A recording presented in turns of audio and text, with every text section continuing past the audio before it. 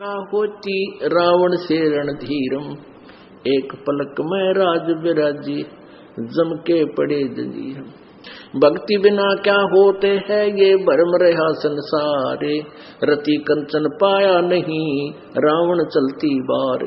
ओह, सर्व सोने की लंका थी, किसा को बद्दी था करके भक्ति सिद्धि प्राप्त रिद्धि प्राप्त करके, और सोने की लंका जैसे हम गारा की ईंट पका कर और मकान बनाते हैं, वो सोने की ईंट बना कर, छोटी छोटी ईंटें होती थी पहले, और उनसे सोने ही की वो गारा बना के और महल बनवा रखे थे उसने।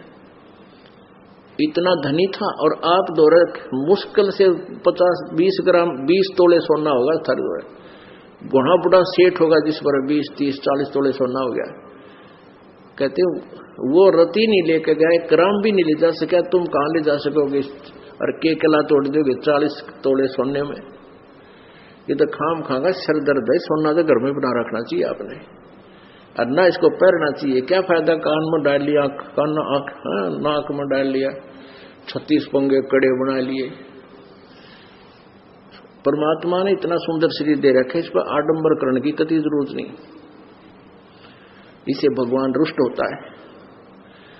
भगवान की भक्ति करें, चाहे किसा भी शरीर है, काला है, गोरा है, जैसा भी मालिक ने दिया है, इसमें हम परमात्मा पा सकते हैं। इस काया का गर्व ना करियो के काला के गोरा रे, और बिना भजन कुछ काम नहीं आवे, चाहे एतर छड़को चारों ओर रे। तो पुण्यात्माओं, धीरे धीरे, क्योंकि हम इतने इस सामाजिक माहौल में हम इतने गहरे चले गए कि वहां से वापस आना अपनी पटरी पे हमारे लिए कठिन हो रहा है। हम दलदल में धस गए। लेकिन परमात्मा का सहारा आपको एक क्रेन का काम करेगा। अब कलयुग में इसलिए परमात्मा ने कहा था कि मैं अपने बच्चों को कलयुग में संभालूंगा, कि कलयुग में पिछले तो पुण्य आपके पास रहेंगे नहीं, प्रारब्ध में बहुत कम पुण्य आएंगे तुम्हारे हिस्से में, और दुख होंगे गणे। और जो पूजाएं तुम उस समय कलयुग में आप कर रहे होगे, जो काल के द्वारा भ्रमित, कोई देवता की, कोई भैरव की, कोई भूत की, कोई पितर की, या काल के द्वारा भेजे गए नकली संतों की, ये 10-12 संत पंथ बना रखे हैं, 15-16 पंथ हैं, और भी ये नए नए पंथ चल गए। इनमें भी आप पूजा कर रहे होगे तो भी आपको लाभ नहीं होगा, क्योंकि आपके पिछले संस्कार नहीं हैं। तो उस समय परमेश्वर ने कहा था कि तो काल ने ये कहा था कि कलयुग में इनको ऐसा कर दूंगा, ये भक्ति के योग नहीं रहेंगे। शराबी, कवाबी, स्वार्थी, निर्लज, ऐसी पिक्चरें बना दी। देखते आप देख लो पश्चिमी देशों में नगन नाच हो रहा है, सरेआम जो घूम रहे हैं जैसे पशु घूमया करे, नंगे, कोई कुर्ते के छोटे छोटे कपड़े पहनकर बहन बेटियां भी सरेआम ऐसे घूम रही है। तो ऐसी निर्लज्जता कर दे। अब ये हमारे समाज में भी घर करने लगी। पहले ओठों पर लिपस्टिक, ये नाखून पॉलिश, और उस तरह के लटक मटक, ये पाउडर चटक मटक, ये कोई बहन बेटी हमने करती नहीं देखी। ऐसी वो वैसाएं किया करती थी, उनको घटिया औरतें माना करते थे। और आज देख लो, जब कोई भी पीछे नहीं रही बहन बेटियां, इसी बूंदी पॉलिश लाऊंगी, पूरे नौ न लाल कर लेंगी, मुंह ऐसा बूंदा लाल, देखते बूंदा शक्ल भी ना अच्छी लगे। तो इस तरह की ड्रामाबाजी इस काल ने करवा दी, हमें निर्लज बना दिया।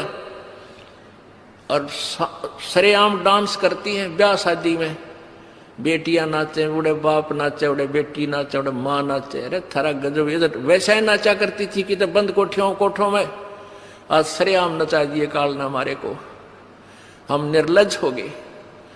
अब इस समाज को देखो, कल बताया था आपको कि इस शिक्षा का अवगुण गणा है, लाभ एक है। और ये लाभ सब अवगुणों को सेट कर देगा। कि अवगुण ये है कि निर्लज्जता, चातुरता, हम एक दूसरे के जो है ना प्रिय नहीं रहे, अपनी चतुरता के कारण काग बन गए।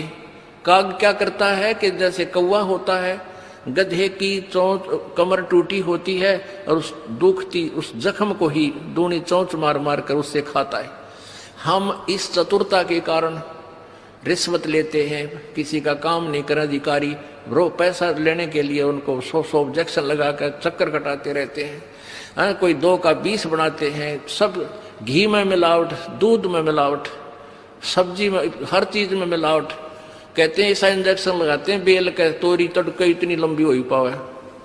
थारा गजब वही सिर्फ वो बेचन खातिर कि थारा पैसा तुम्हें पैसा मिल जाए हुकंड क्रुक। तो ये चतुरता आ गई।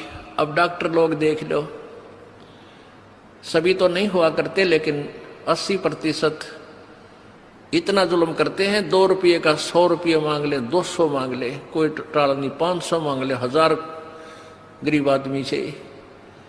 और भी किसी स्तर में देख लो आप, कोई पीछा नहीं रह रहा।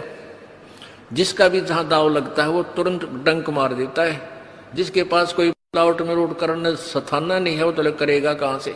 तो अब इसमें अवगुण तो इतने हो गए, माया माया दिखाई देती, ना भाई दिखता, ना बाण दिखती, ना भगवान दिखाई देता।